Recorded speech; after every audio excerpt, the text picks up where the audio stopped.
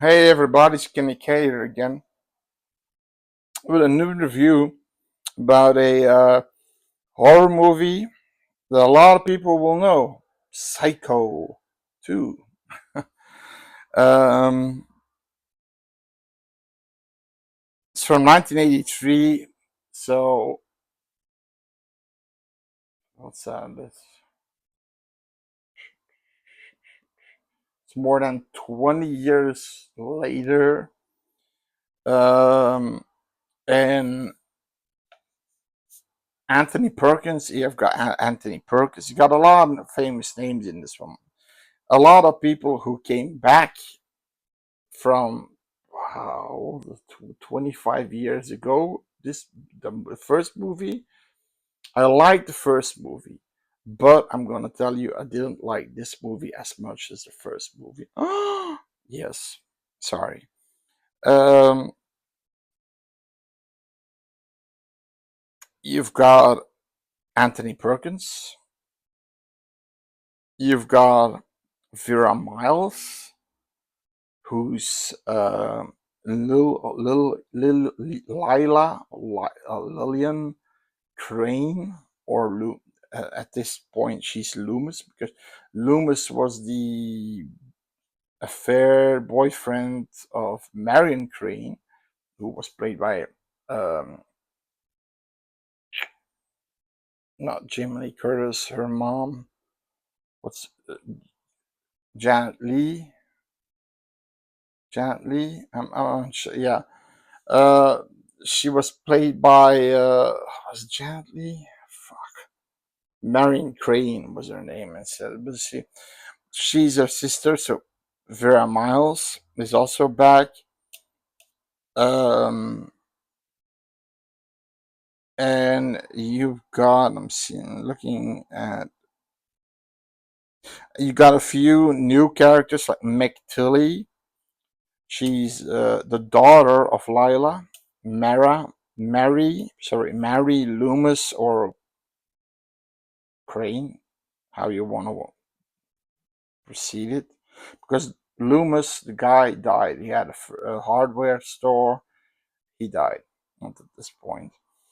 And then Robert Loggia is plays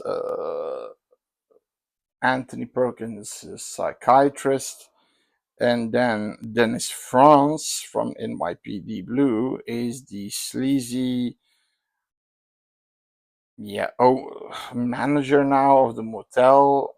The state hospital gave it to him, and he's now running it, but he's running it like if people want to get in for a few hours, you know what I mean, to do some drugs, to fuck around, and that was never what Anthony Perkins wanted. That was never what Norman Bates wanted, especially the sex thing and everything that's naughty, that mother will never be content about, Now, the movie gets a 6.6, pretty high, pretty high. It gets a 5.5 from me. It's a movie that I would rewatch sometimes, but I'm not sure why. The first one gave me more goosebumps. The first one, Anthony Perkins was more on his A game. He was more creepy. He delivered that line when they're eating their sandwiches in the parlor, you know, with Marion Crane. Suddenly, everybody dies sometime. What was it? Everybody dies sometimes. Everybody dies sometimes, or some. He delivers a few of these weird. I can't remember them all, but weird, creepy lines, and I like that. And his expression, being really innocent, but at the same time he can be like, you know, he didn't have that here, because here he was cured, right? And Lila and Mary, their big plan was to infiltrate him.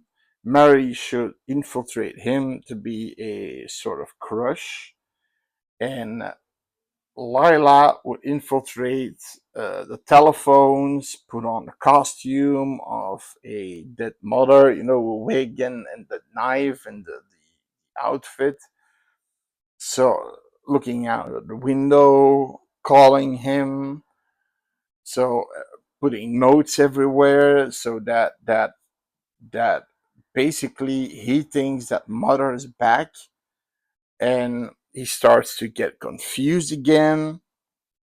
There's this moment where Dennis Franz is asked to leave, and when he leaves, he gets attacked by a same kind of killer we saw in the first one with a haircut. We don't see the face. He gets a slash in his face, which is cool, and then we get some uh, slashes, multiple slashes, like you see the knife, like this. Um, the Also a scene uh, where Norman Bates is stuck in the attic, and he sees two kids going into the fruit cellar, and eventually they're there to make out, but then they see uh, a possibly Norma Bates coming.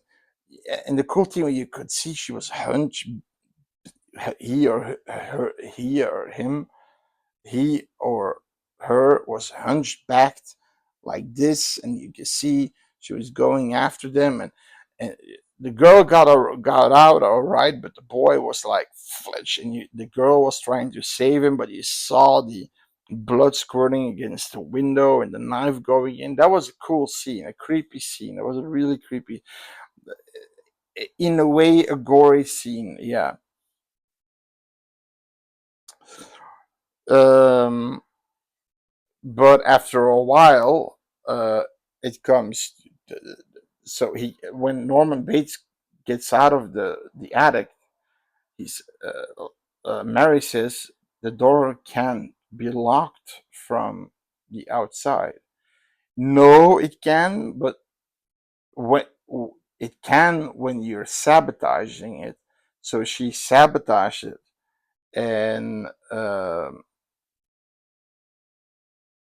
multiple things happened in the meantime. What they sabotaged the house, but they didn't kill the kids. So who is killing the kids? And Norman didn't do it. And Norman is getting more and more, and Mary's getting a little bit of a crush on him, and she doesn't, or crush, or she doesn't want to hurt him anymore. So she doesn't work. She wants to stop working with her mom, and then they're sleeping in the same room, but he's standing over her like this, and then it's, she Mary awakens and says, "What are you doing, Norman?" "I'm confused, Mary. I'm confused." "No, you're not." "No, you tell me the truth."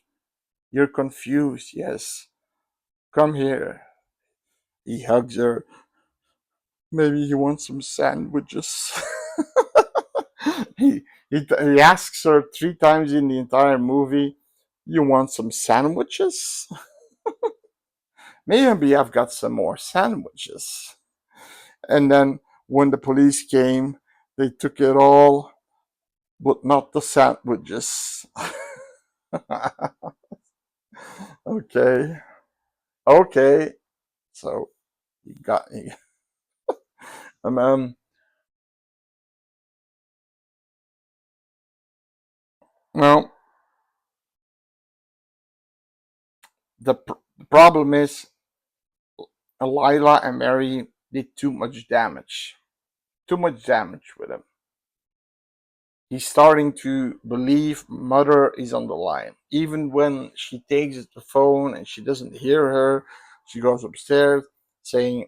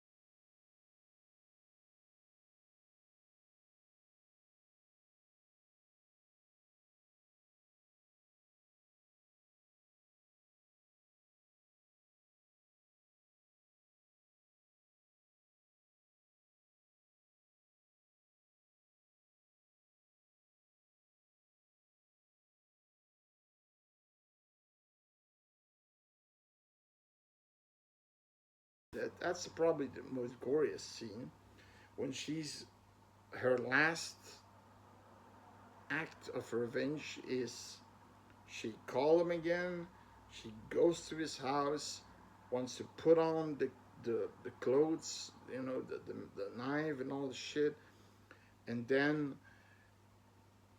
the real, yeah, the killer in the movie stabs her through her mouth all the way through. That was a cool scene. That was a gory scene. She is now lying under a rubble and on a stone, under coals for the furnace. And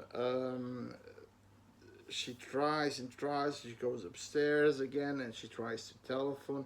Then Robert Loggia takes her. Ah, stop it now! And she stabs him. Out of fright, he falls over, and it's actually pretty. Ooh, he falls from the stairs, and then he lands on this side of this balcony with the knife handle first, uh,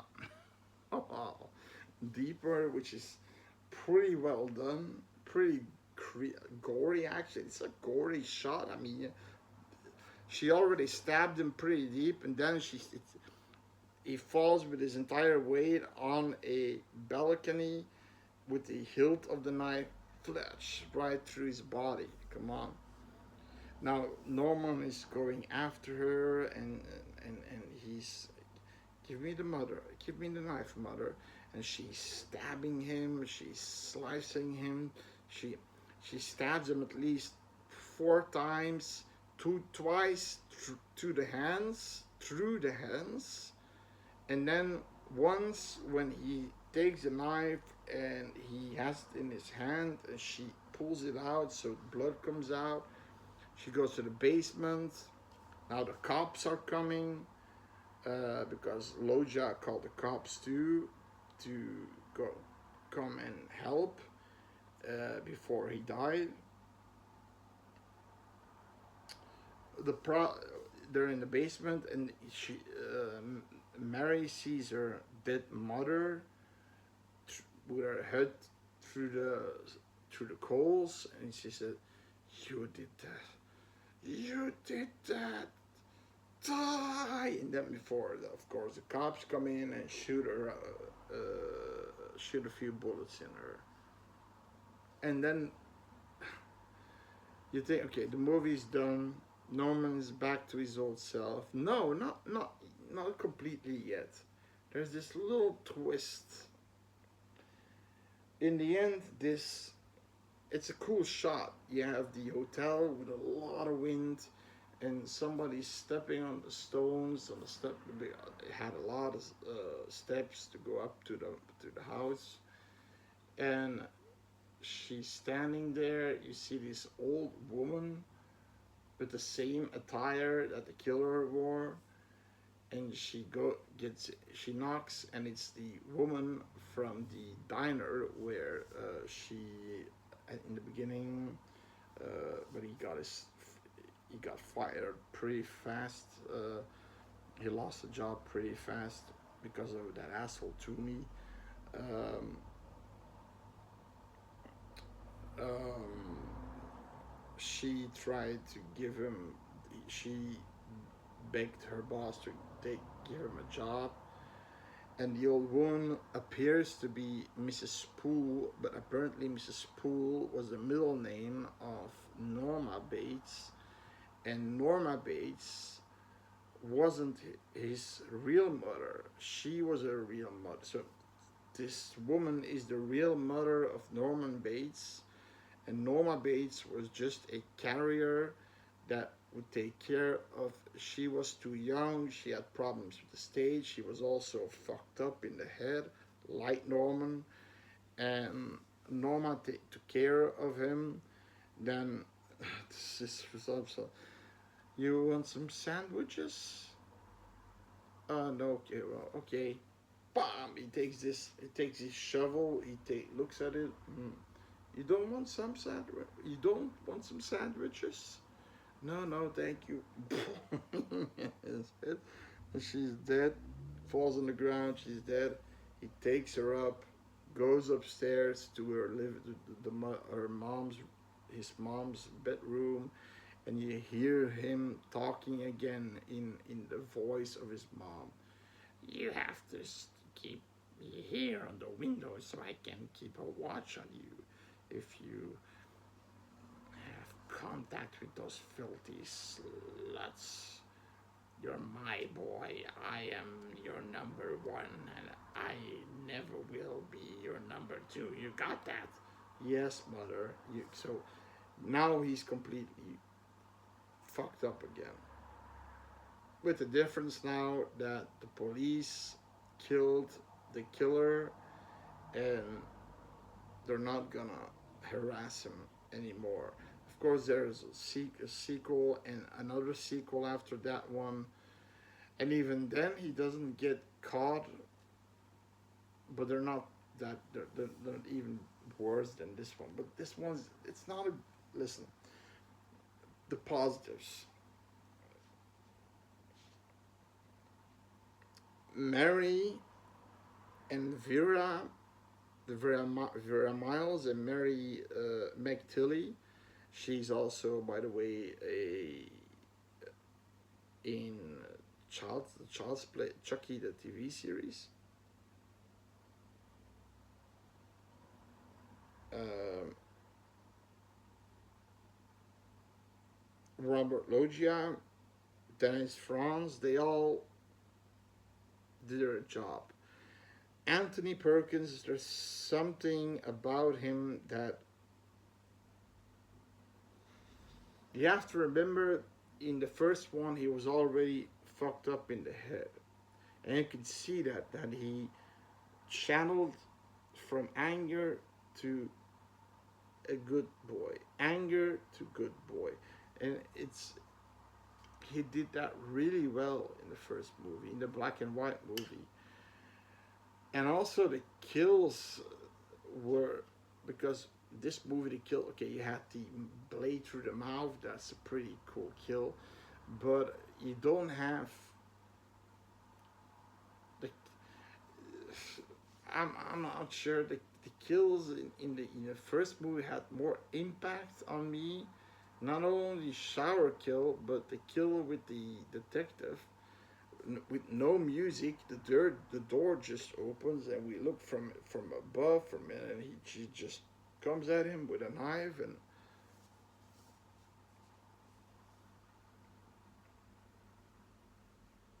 the first movie had more atmosphere, had more tension. Here, there were some tedious moments. Some tedious moments.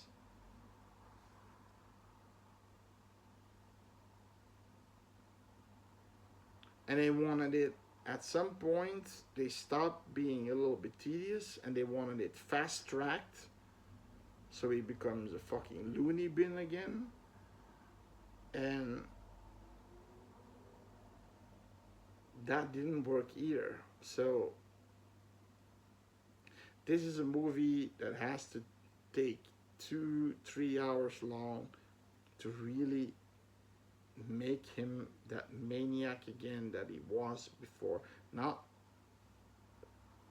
an hour and 40 minutes or something. That's not long enough. It's a movie that takes time. Let's take like the Bates Motel, a TV series. It takes time to establish that Norman Bates is fucking crazy. So I hope you like my review. Check it out. See you next time. Bye bye.